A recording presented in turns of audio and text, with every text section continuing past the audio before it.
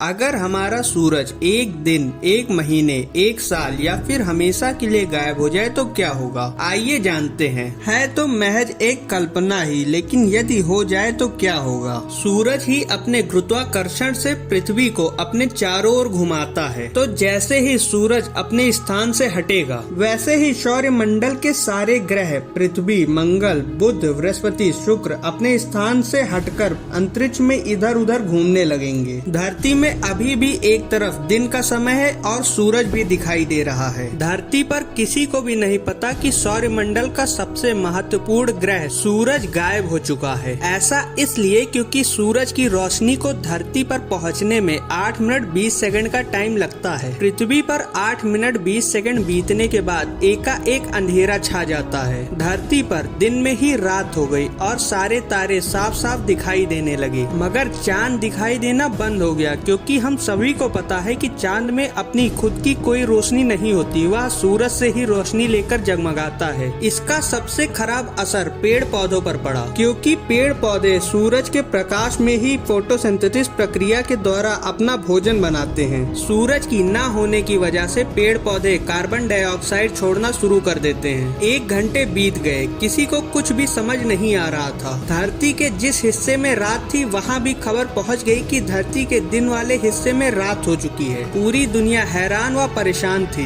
धरती का तापमान धीमे धीमे कम हो रहा था और धरती धीमे धीमे ठंडी पड़ रही थी, मगर धरती के अंदर जो लावा मौजूद है उसकी वजह से अभी कोई ज्यादा प्रभाव नहीं पड़ा था। 24 घंटे बीत गए, अगला दिन हो गया। हर इंसान सूर्योदय की उम्मीद लगाए बैठा था, लेकिन सुबह के 8 बज गए और सूरज नहीं निकला। अब तापमान घट के 8 डिग्री तक पहुँच गया और इंसानों के साथ साथ पेड़ पौधे और जानवर भी कमजोर होना शुरू हो गए। लेकिन समुद्र के अंदर रहने वाले जीव जंतुओं के रहन सहन पर कोई खास प्रभाव नहीं पड़ा। धरती के कुछ हिस्सों में अभी भी गर्मी शेष थी, क्योंकि धरती के एटमॉस्फेयर की यह खासियत थी कि वह सूरज से मिली गर्मी को कुछ दिनों तक स्टोर कर सकती थी। धरती पर अब 7 दिन बीत गए, चारों तरफ बस अंधेरा ही अंधेरा था। धरती का तापमान 20 डिग्री पहुँच गया। 0 डिग्री टेम्परेचर पर ही पानी बर्फ में बदल जाता है और धरती का तापमान तो अब 20 डिग्री पहुंच चुका था, इसलिए धरती का सारा पानी बर्फ में बदल गया। अचानक सारे टीवी और इंटरनेट भी बंद हो गए, क्योंकि सैटेलाइट को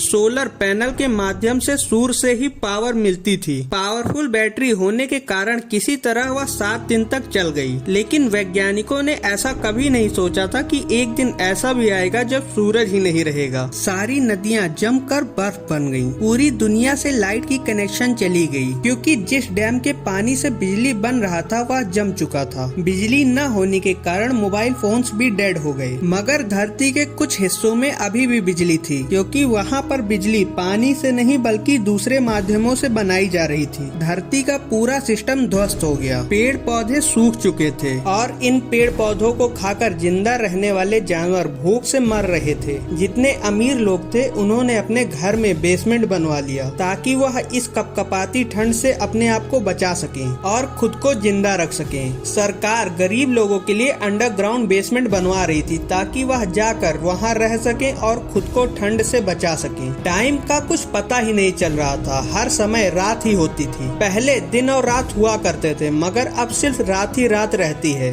धरती अंतरिक्ष में तैरते तैरते एक अलग ही जगह आ चुकी थी। 1 महीने बीत चुके थे। धरती धीमे धीमे ठंडी होती जा रही थी। तापमान करीब 40 डिग्री सेंटीग्रेड हो गया। धरती का अधिकांश हिस्सा बर्फ से ढक गया। पेड़ पौधे सब मर गए, सिवाय उन पेड़ पौधों के जो कि ठंड में ही उगते थे। धरती के अधिकांश जानवर मर गए। अब तो समुद्र के अंदर के भी जीव जंतु मर रहे थे, क्योंकि समुद्र पूरी तरीके से बर्फ में जम चुका था। हवा में ऑक्सीजन की मात्रा कम और CO2 की मात्रा बढ़ रही थी। CO2 की मात्रा इतनी बढ़ चुकी थी कि हर एक सांस सिगरेट के धुएं जितनी खतरनाक थी। जब धरती पर पेड़ पौधे थे तब वह हवा को साफ कर दिया करते थे, मगर ज्वालामुखी के आसपास अभी भी नदियां तरल थीं, जिससे उसमें रहने वाले जीव जंतु अभी भी जिंदा थे। इसलिए उसमें 1 महीने बाद भी कुछ जीवन बचा हुआ था। 1 साल बीतने के बाद धरती पर अब कोई भी जीवन शेष नहीं बचा। इस भयानक ठंड की वजह से ज्वालामुखी भी अब शांत हो गए, जिसके कारण उनके आसपास की नदियां भी बर्फ में बदल गईं और उनमें भी कोई जीव जंतु शेष नहीं बचे। धरती पर इतनी ठंड बढ़ चुकी थी कि धरती पर कोई भी जीव जंतु का जीवित रहना संभव नहीं था। धरती की सतह पर जो बर्फ की परत थी वह अब हजारों गुना ज्यादा मोटी हो चुकी थी, मगर समुद्र के सबसे निचले हिस्से में अभी भी कुछ जीव जंतु जीवित थे, क्योंकि उन्हें धरती के कोर से अभी भी ताप मिल रहा था, इसलिए वहाँ अभी भी पानी तरल मात्रा में बचा हुआ था। 1000 वर्ष बीतने के बाद भी सूरज नहीं निकला। धरती की पूरी आबादी खत्म हो गई। धरती पर ना ही कोई पेड़ और ना ही कोई इंसान बचा था। वातावरण में ऑक्सीजन की मात्रा ना के बराबर थी।